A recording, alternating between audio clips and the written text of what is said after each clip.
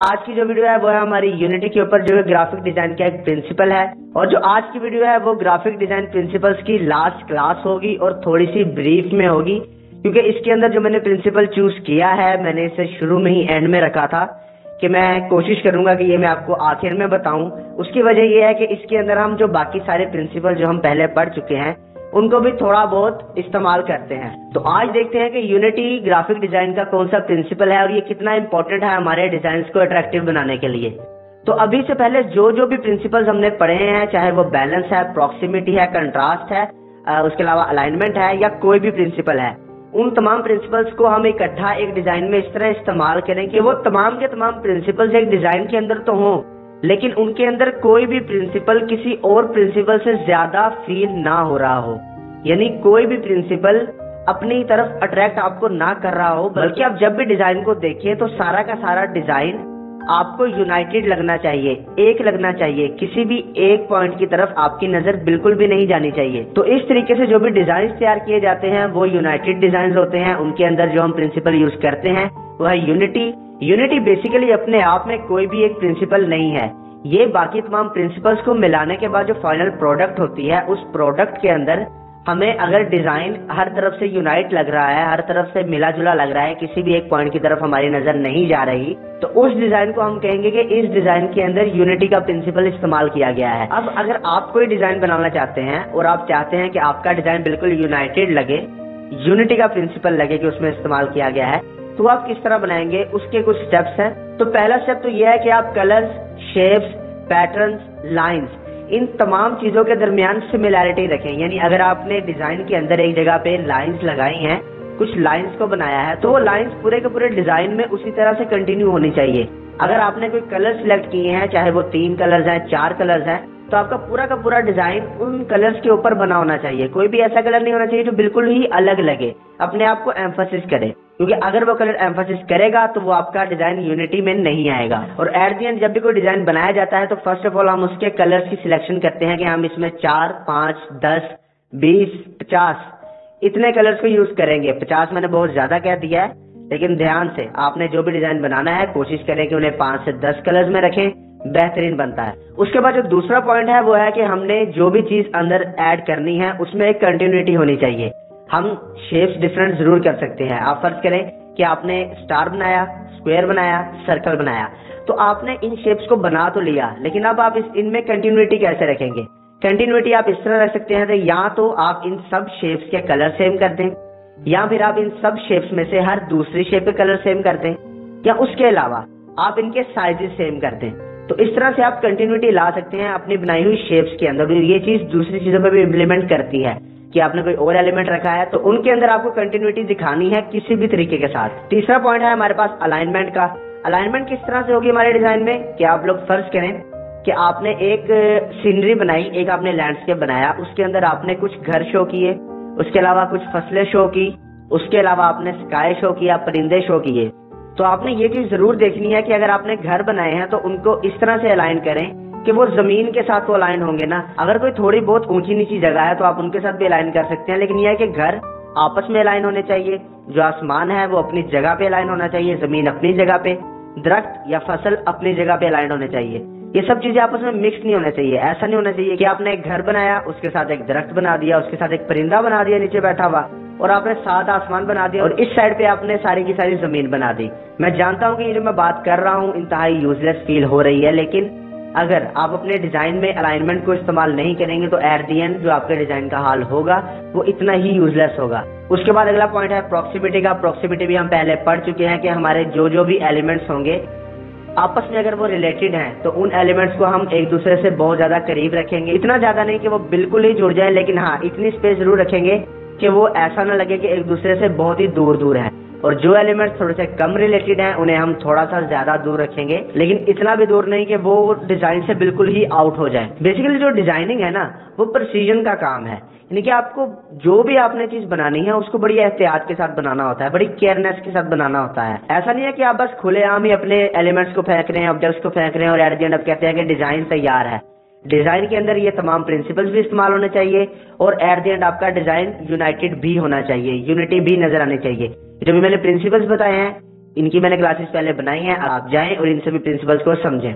उसके बाद जो अगले पॉइंट्स हैं वो प्रिंसिपल से तो हम निकाल लेते हैं, लेकिन वो पॉइंट्स आपकी अपनी पर्सनैलिटी के अंदर होने चाहिए। अब वो पर्सनैलिटी के अंदर पॉइंट्स जो होने चाहिए वो कौन कौन से हैं? सबसे पहला पॉइंट जो होगा आपकी पर्सनैलिटी के अंदर, आपके माइंड के अंदर किसी भी डिजाइन को बनाने से पहले, वो ये होगा कि आपने डिजाइन बनाना क्या है, यानी कि आप पोर्ट्रे क्या करना चाह रहे हैं। बिल्कुल ऐसा नहीं कीजिएगा कि आप बस ऐसे ही जाके कंप्यूटर या स्केचबुक के सामने बैठ गए हैं, पेंसिल उठा ली है और आप जो तैयार कर रहे हैं वो फाइनल स्केच हो। कभी भी ऐसा नहीं होना चाहिए। आप पहला स्केच, दूसरा स्केच, तीसरा स्केच जरूर तैयार करें। अपने माइंड में आपके पास क्लियर एक ऑब्जेक्टिव होना चाहिए कि आपने जो डिजाइन बनाना है वो किस तरह का होगा, आपका उस डिजाइन को बनाने का मकसद क्या है। और जब आप इतने ज्यादा रिटेक्स करेंगे तो एट द एंड आपको एक ऑब्जेक्टिव मिलेगा और आपको एक पाथ मिलेगा जिसके ऊपर आप चलते जाएंगे और अपना डिजाइन बनाना शुरू करेंगे। कभी भी कोई भी एक्स्ट्रा एलिमेंट को ऐड ना करें कि यार यहाँ पे अच्छा लगेगा, नहीं। अगर आपके माइंड में कोई ऑब्जेक्टिव था, आपने पहले माइंड में अपने डिजाइन को बनाया और आपने कहा कि इसको मैं अब सॉफ्टवेयर या स्केचबुक पे बनाना चाहता हूँ, तो वो बनाने के दौरान ऐसे ही इधर से कोई आ गया, उसने आपको मशवरा दिया कि भाईजान आप ऐसा करें कि इस डिजाइन में ये चीज ऐड कर दें, नहीं करिएगा। आपके माइंड में कोई न्यू आइडिया आया, ठीक है, नहीं करिएगा। क्यों नहीं करिएगा? क्योंकि उससे आपके जो ख्यालात थे, जो आपने पहले बनाए हैं, जो आपकी बात है, जो आप पहले सोच चुके हैं, उसमें काफी प्रॉब्लम्स आती हैं। आपका जो भी आइडिया था, आप उस आइडिया से एक दफा हट भी सकते हैं। अगर आपके माइंड में ज्यादा चीजें आई तो आप अपने आइडिया से बिल्कुल हट जाएंगे।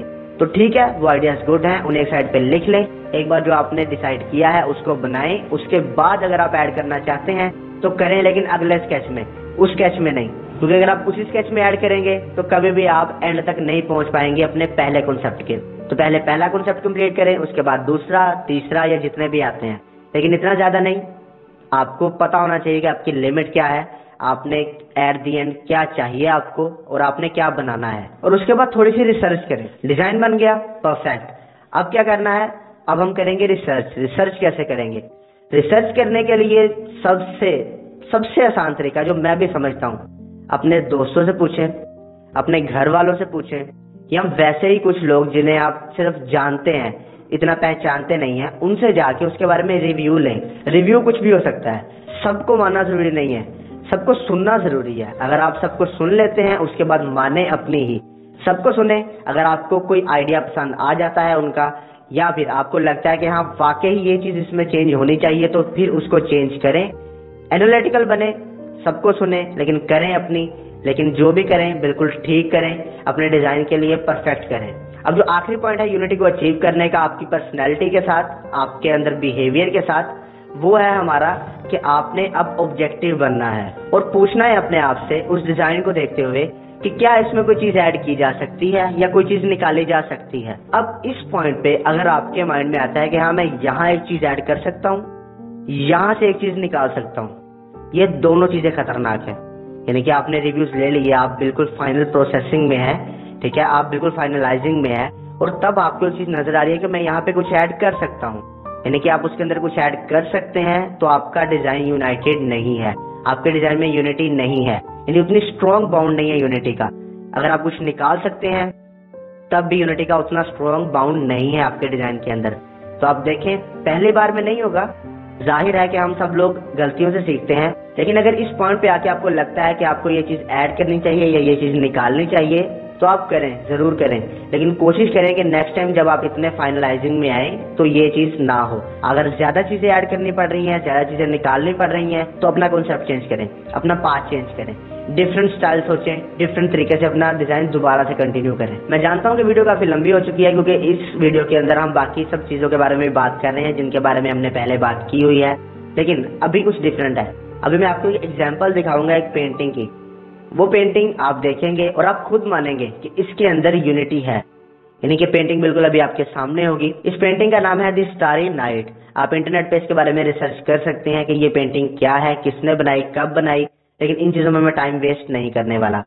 आप फर्स्ट ऑफ ऑल इस पेंटिंग को देखें। क्या इस पेंटिंग के अंदर कोई चीज अनबैलेंस्ड है?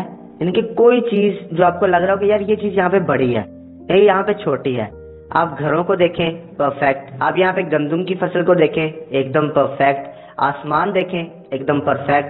टेक्सचर्स देखें, एकदम परफेक्ट। लाइनिंग देखें, पूरे डिजाइन में बिल्कुल सेम टाइप की लाइनिंग है, उसके बाद आप देखें कि यहाँ पे क्या आपको कहीं पे अलाइनमेंट की कोई कमी नजर आती है? बिल्कुल भी नहीं आती। प्रॉक्सिमिटी की कमी नजर आती है, यानी कुछ घर इधर हैं, ठीक है, तो थोड़े थोड़े फासले पे घर हैं, नहीं है। फसल बिल्कुल एक जगह पे है, पीछे जो छोटी सी पहाड़ी है वो बिल्कुल एक जगह पे है। उसके बाद क्या आपको यहाँ पे कोई खाली स्पेस मिलती है? क्या आपको लगता है कि इसके अंदर कोई एलिमेंट आपको ऐड करना चाहिए या कोई चीज आपको निकालनी चाहिए? मैं गारंटी के साथ कहता हूँ नहीं। कंट्रास्ट इसमें बहुत मजा क्या, किस तरह से कि मैंने आपको बताया था hot colours and cold colours, जिन्हें हम वार्म कलर्स और कोल्ड कलर भी कहते हैं। उनके अंदर मैंने आपको बताया था कि जो कोल्ड कलर्स हैं उनमें हमारे जो फर्स्ट लिस्ट में आता है वो होता है ब्लू, और जो वार्म कलर्स हैं उनके अंदर क्या आता है? रेड या ऑरेंज। इस डिजाइन के अंदर आपको कंट्रास्ट भी मिल रहा है कलर्स के साथ। किस तरह से? आसमान को आप देखें, बाकी पूरे डिजाइन को आप देखें, यहाँ पे बिल्कुल कंट्रास्ट है और इतना ज्यादा भी नहीं है कि हमें फील हो कि ये पेंटिंग में कंट्रास्ट ज्यादा हमारी आई ग्रैब कर रहा है। इतनी स्पेस का प्रिंसिपल भी बिल्कुल अच्छी तरह से इस्तेमाल किया गया है। ना हमारे प्रॉक्सिमिटी आई ग्रैब कर रही है, ना अलाइनमेंट आई ग्रैब कर रही है। और उसके बाद रेपिटेशन देखिए, जो यहाँ पे पैटर्न बने हुए हैं, हर जगह पे ये पैटर्न है, लेकिन ये हमारी आई ग्रैब नहीं कर रहा। हमारी नजर पहले किसी भी एक एलिमेंट पे नहीं जाती, हमारी नजर यहाँ पे घूमती है, यानी कि ये पूरी की पूरी पेंटिंग यूनाइट है। और इस पेंटिंग के अंदर यूनिटी का प्रिंसिपल इस्तेमाल किया गया है, जो कि फिर से बताता चलूं, अपने आप में कोई भी एक प्रिंसिपल नहीं है, लेकिन बाकी तमाम प्रिंसिपल्स को मिला के जो हम आर्टवर्क डिजाइन करते हैं, और वो आर्टवर्क इस तरह का होता है कि कोई भी प्रिंसिपल पहले आपको नजर नहीं आता, सब अपनी अपनी जगह पे बैठे हैं और आप जिसको चाहते हैं एक टाइम पे देख सकते हैं। यूनिटी कहलाता है। तो यहाँ तक तो थी हमारी ग्राफिक डिजाइन प्रिंसिपल की लास्ट वीडियो, लेकिन ये सीरीज इस तरह खत्म नहीं होगी। प्रिंसिपल्स के अलावा डिजाइनिंग के अंदर हमें एलिमेंट्स मिलते हैं, तो मैं आगे एलिमेंट्स की क्लासेस को स्टार्ट कर रहा हूँ, क्योंकि अगर प्रिंसिपल्स इंपॉर्टेंट हैं तो एलिमेंट्स सेकंड इंपॉर्टेंट है। आपको एलिमेंट्स के बारे में भी जानना बहुत जरूरी है, तो वो मैं शुरू कर दूंगा इसी हफ्ते से। कोशिश करूंगा कि मैं शुरू करूं और पोस्ट करना शुरू कर दूं।